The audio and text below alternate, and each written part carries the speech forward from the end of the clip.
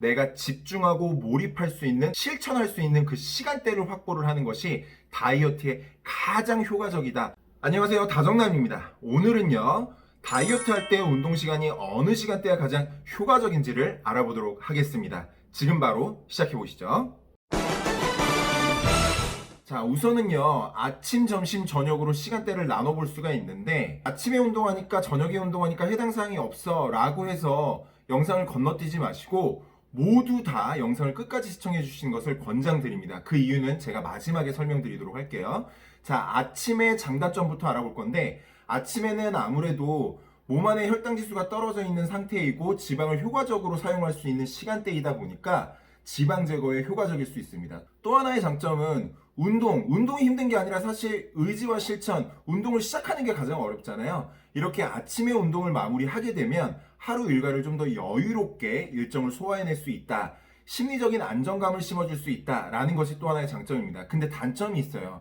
아무래도 지방 제거에는 효율적인데 아침에 일어나서 우리가 활동할 때 느끼겠지만 근육도 조금 뻣뻣해져 있고 그 다음에 모든 내장 기관이라든지 모든 활동력이 감소가 되어 있는 시점입니다. 그러다 보니까 내가 에너지를 발산하는데 예열이 되는데 시간이 좀 걸릴 수 있다라는 점, 그래서 스트레칭이 좀 강조가 되는 시점이고 에너지의 효율도 조금 감소가 될 수 있는 시점이다 라는 것을 기억을 해주시면 좋을 것 같고요.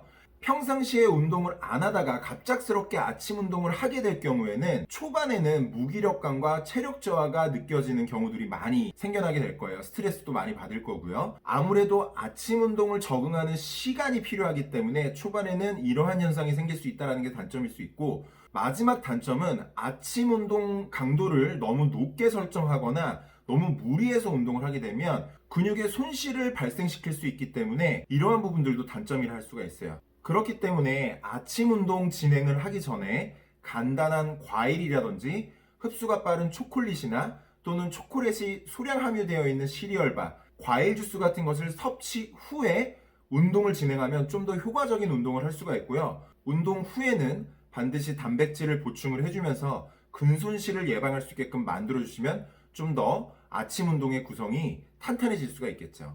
자, 다음은 점심시간의 장점입니다. 아무래도 운동 효율이 극대화될 수밖에 없다. 왜냐면은 몸이 어느 정도 풀려있고 소화기능들도 원활하기 때문에 움직임 그리고 에너지를 발산하는데 효과적이기 때문에 운동 효율이 극대화가 될 수밖에 없습니다. 두 번째 장점으로는 환경에 제약이 없다라는 게 장점입니다. 아무래도 소음에 대한 제약, 그리고 운동하는 사람들이 적기 때문에 조금은 여유 있게 운동을 할 수 있다는 게 장점입니다. 아무래도 단점은 이 시간대에 운동을 하는 가능성이 떨어지기 때문에 적용이 불가능하다는 게 단점일 수가 있습니다.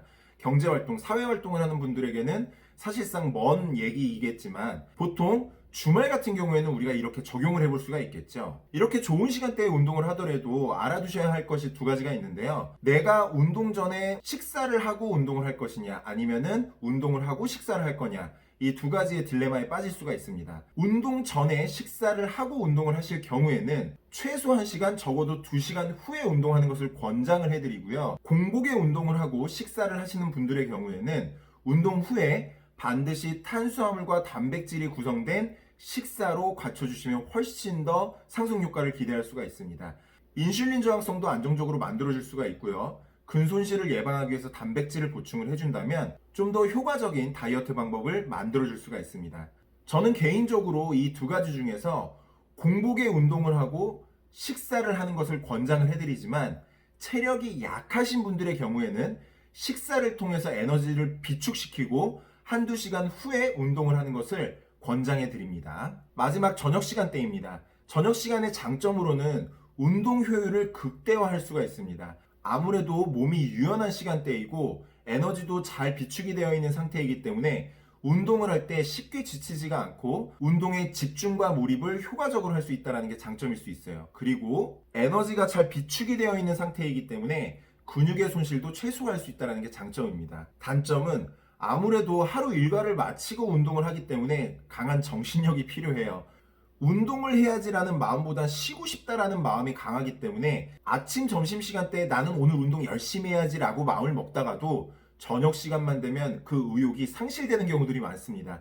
그렇기 때문에 강한 정신력이 필요한 시간대이고요. 너무 늦은 시간에 자기 직전에 운동을 하게 될 경우에는 수면에 방해를 줄 수 있기 때문에 너무 과한 운동은 하지 않는 것이 좋습니다. 그래서 운동 강도가 강하다고 판단이 되어지면 휴식을 적절하게 활용을 하면서 운동을 운영해 주시면 좀 더 효과적인 운동 과정을 만들어 줄 수가 있습니다. 저는 저녁 운동을 하시는 분들에게 좀 더 효과적인 방법을 알려드리고 싶어요. 실제로 제가 사용했던 방법이고요. 에너지의 소비와 섭취의 상관관계를 잘 이해하면 이거를 기회의 창으로 만들어 줄 수가 있습니다. 아침, 점심에 섭취했던 에너지는 잘 비축해두고 하루 중에 몸을 잘 풀어놓은 다음 운동 직전에 바나나, 고구마, 간단한 샌드위치, 시리얼바 같은 것으로 간단하게 식사를 한 뒤에 바로 스트레칭 후 운동을 진행을 합니다. 운동 직후 흡수가 빠른 단백질 쉐이크를 섭취를 해주고 만약에 허기짐이나 배고픈 공복감이 심하게 들 경우에는 간단한 단백질 간식을 보충을 해주시면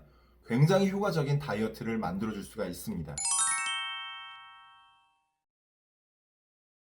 이렇게 운동 시간대의 장단점에 대해서 알아봤는데요. 이것보다 더 중요한 게 있습니다. 운동은 시간 날 때 하는 것이 아니라 바로 시간 내서 진행을 해줘야만 그 효과는 극대화가 된다. 우리가 일정의 장단점을 잘 알고 있어야 그 일정에 맞춰서 유연하게 그리고 탄력적으로 적용시켜서 운동을 진행을 할 수가 있는 겁니다. 그리고 또 한 가지 꼭 알아두셔야 될 게 바로 운동을 하면 입맛, 밥맛이 너무 좋아집니다. 그래서 운동 시간대도 너무 중요하지만 운동 후의 관리, 제가 항상 말씀드리지만 운동 후에 영양과 휴식의 관리를 잘 해주셔야만 성공적인 다이어트가 될 수 있다는 것도 꼭 명심해 주시고요. 그리고 정말 수많은 학자들이 운동 시간에 따른 효과를 검증, 실험을 안 해본 게 아니지 않겠습니까? 근데 중요한 결론은 운동 시간대도 중요하긴 하지만 이것보다 더 중요한 것은 꾸준하게 오랜 시간 지속하고 유지하는 것이 가장 효과적이다 라는 것이 결론입니다. 결국에는 특정 선수나 질환이나 질병을 앓고 계신 분들을 제외하고는 운동을 하는 시간대도 중요하지만 가장 중요한 것은 내가 집중하고 몰입할 수 있는 여유 있는 그 시간대, 실천할 수 있는 그 시간대를 확보를 하는 것이 다이어트에 가장 효과적이다라는 것을 여러분들이 꼭 기억해 주셨으면 좋겠습니다.